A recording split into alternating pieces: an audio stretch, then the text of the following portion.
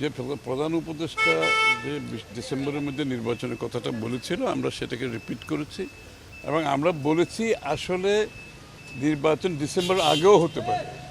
কারণ হচ্ছে কি এখানে তো হচ্ছে সংস্কারের কথা বলা হচ্ছে। প্রধান উপদেষ্টা নিজেই বলেছেন যেই সব বিষয়ে সংস্কারে ঐক্যমত হবে সেগুলো করা হবে। এটা তো খুব সহজ ব্যাপার। আমরা সকলে আমাদের প্রস্তাবগুলো জমা দিয়েছি। ওখানে যে বিষয়গুলোকে যেই সংস্কারগুলো ঐক্যমত হবে সেটা তো আমরা 15-20 দিন 1 মাসের মধ্যে করে ফেলতে পারি।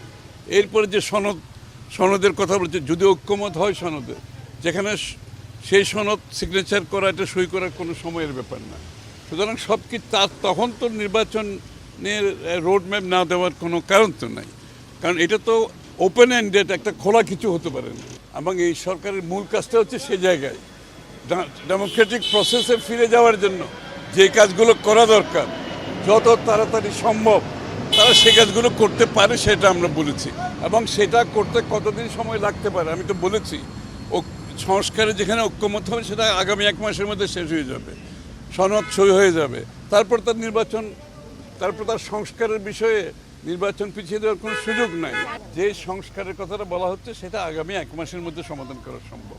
কারণ সংস্কারের ব্যাপারে বলাই হয়েছে ঐক্যমত যেগুলোতে হবে এগুলো সংস্কার হবে, বাকিগুলো হবে প্রত্যেকটি রাজনৈতিক দল জনগণের কাছে নিয়ে যাবে আগামী নির্বাচনে ম্যান্ডেট নিয়ে।